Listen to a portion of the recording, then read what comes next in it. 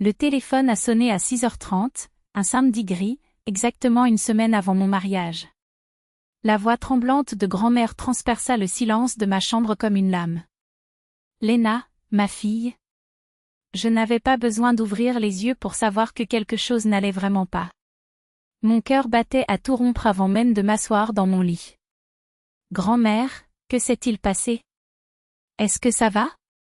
Sa réponse est venue d'une voix brisée, remplie d'une urgence qui m'a glacé le dos. Je vais bien, mais tu dois venir maintenant. Ne perds pas de temps.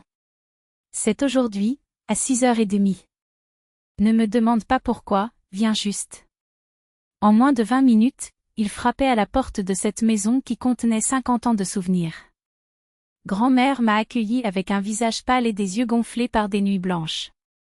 Sans un mot, il m'a tiré par la main jusqu'à la cuisine, où l'odeur du thé frais se mêlait au poids d'un secret sur le point d'être révélé. Elle me tenait les mains, ses mains chaudes et ridées qui m'accueillaient depuis que j'étais enfant, et poussa un soupir qui semblait aspirer tout l'air de la pièce. Ton grand-père est venu me rendre visite hier soir. Le monde s'est arrêté. Mon grand-père, mort il y a 3 ans, l'homme qui était mon héros, le vide qu'aucune larme ne pouvait combler. Ce n'était pas un rêve ordinaire, Léna. Il était là. Tout comme avant, quand la maladie ne l'avait pas encore emporté. Et il m'a dit quelque chose que je ne peux pas ignorer. Ses doigts pressèrent les miens avec une force surprenante pour quelqu'un d'aussi fragile. Il a parlé de Galia. De votre Galia. Il a dit qu'elle se noyait dans un mariage qui ne devrait pas avoir lieu. Que vous deviez aller à la datcha de la mère d'Andreï à Pavlovka. Aujourd'hui. Maintenant. Avant qu'il ne soit trop tard. J'ai essayé de le rationaliser, le stress de la cérémonie, la solitude, sa foi inébranlable dans les présages, mais ses yeux qui m'avaient vu grandir, ne mentaient pas. Tu me prends pour un fou, n'est-ce pas? Cette vieillesse m'a fait perdre la tête. Mais dis-moi, en 3 ans, il n'est jamais apparu dans mes rêves. Pourquoi maintenant? Pourquoi avec ce message? Sa voix se brisa. S'il est revenu, c'est parce que quelque chose de bien pire que la mort arrive. J'ai essayé d'argumenter. Andreï était l'homme qui envisageait de partager sa vie avec moi, 2 années de rire, de projets, d'un avenir qui semblait écrit dans les étoiles. Tu le connais, grand-mère. Il va bien. Elle rit, d'un rire amer et rempli de douleur.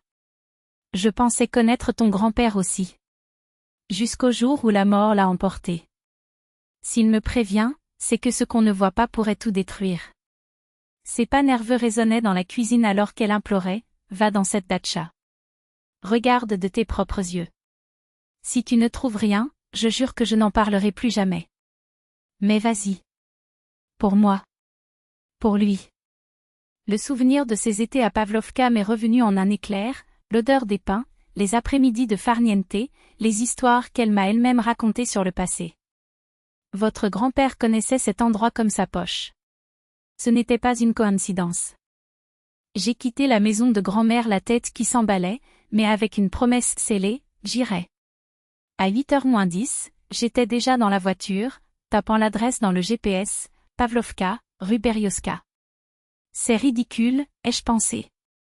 Andreï, mon Andreï de 34 ans, architecte à succès, l'homme qui m'a proposé les larmes aux yeux, comment pouvait-il y avoir quelque chose de sinistre dans cette datcha ordinaire, où nous ne faisions que des barbecues les jours ensoleillés? Sa mère, Valeria Sergevna, était difficile, certes, mais quelle belle-mère ne l'était pas? Le voyage s'est déroulé dans un flou de doute jusqu'à ce qu'à l'arrivée, la scène me paralyse, le portail entr'ouvert, la Toyota blanche d'Andreï garée dans la cour. L'air s'est enfui de mes poumons. Il était censé être au bureau, en train de terminer un projet. Mais il y avait sa voiture, froide et silencieuse comme une accusation. Les pas sur le gravier ressemblaient à des coups de feu. Je me suis approchée de la fenêtre et j'ai entendu des voix qui ont brisé quelque chose en moi.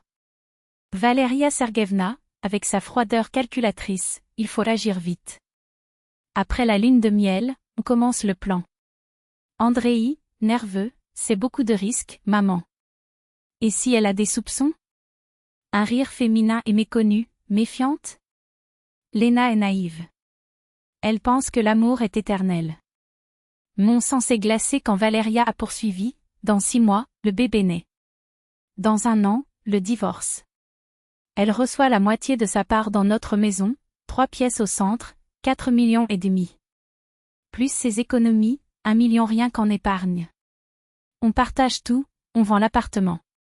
Tu as 2 millions gratuits. De quoi payer tes dettes et il en reste encore. Andrei hésita, mais et l'enfant?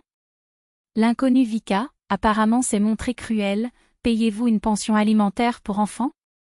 J'en doute. Elle est trop fière pour se battre devant un tribunal. Elle avalera tout et passera à autre chose. C'est alors que j'ai entendu la partie qui m'a détruit, Vika a déjà 4 mois. Tu dis que tu es l'enfant d'une ancienne relation. Lena l'apprend, pleure, demande le divorce. Nous vendons tout et tu épouses Vika pour de vrai. Elle est trop romantique, grand-mère. Elle préfère se noyer que de vivre comme une idiote. 2 ans. 2 ans de dîner, de promesses, d'une bague au doigt. Tout est du théâtre.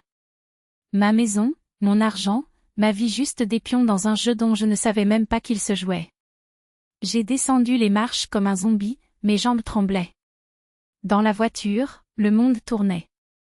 Je me suis arrêtée sur le bord de la route et j'ai vomi jusqu'à ce que ça me fasse mal.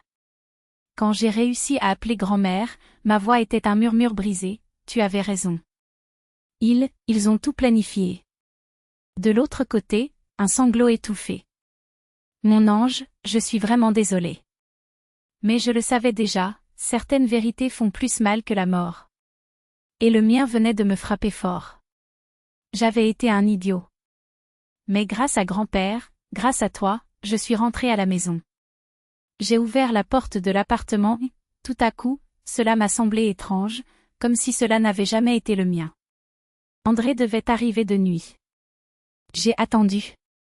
Il est apparu avec des fleurs, souriant de cette façon qui me faisait fondre. Mon amour, comment s'est passée ta journée? Super, j'ai menti en laissant les fleurs sur la table. André, il faut qu'on parle. À propos de quoi? Il alla à la cuisine, ouvrit le réfrigérateur. Tu veux de la bière? Non, j'annule le mariage. Il s'est retourné. Le sourire se figea. Et alors? Le est annulé. Lena, c'est une blague? Non. J'aurai les fiançailles tout de suite. Vous pouvez récupérer vos affaires. Son visage pâlit. Ce qui s'est passé? J'étais chez ta mère ce jour-là. Il était paralysé. La peau est devenue blanche comme de la craie. Pourquoi es-tu allé là-bas? Grand-mère a rêvé de grand-père. Il a dit que je devais y aller. Et à cause d'un rêve, tu annules le mariage? Non. J'annule parce que j'ai entendu votre conversation. Du début à la fin. Sa bouche s'ouvrit, se referma, s'ouvrit à nouveau. Lena, ne fais pas ça. Ce n'est pas ce que tu penses. C'est exactement ce à quoi je pense. 2 ans de fréquentation rien que pour mon appartement. Une amante enceinte. Un projet de m'épouser, d'enregistrer son fils comme nôtre, de demander le divorce et de conserver la moitié des biens. N'est-ce pas? Silence. Sortez, André. Avant que j'appelle la police. Police? Pourquoi? Je n'ai rien fait. Pas encore. Mais la tentative de détournement de fonds est un délit. Et tout est enregistré. Il sortit de sa poche le petit enregistreur qu'il avait caché lorsqu'il se trouvait devant la porte de sa mère. J'ai appuyé sur play. La voix de Valeria Sergeyevna remplit la pièce, elle a un 3 chambres dans le centre, qui vaut 4,5 millions. André, sois malin. Puis, sa voix, rauque, désespérée, Lena est simple, grand-mère. J'ai besoin de cet argent. Ma mère croule sous les dettes, moi aussi. Sortez. Lena, s'il te plaît, écoute-moi, sortir. Il prit sa veste et s'éloigna sans se retourner. J'ai verrouillé la porte. Toutes les serrures, tous les cadenas. J'ai glissé dans le couloir jusqu'au sol et j'ai pleuré. 1 heure entière. Ensuite, je me suis lavé le visage et je suis allée chez grand-mère. Elle a ouvert la porte, m'a serré dans ses bras sans dire un mot.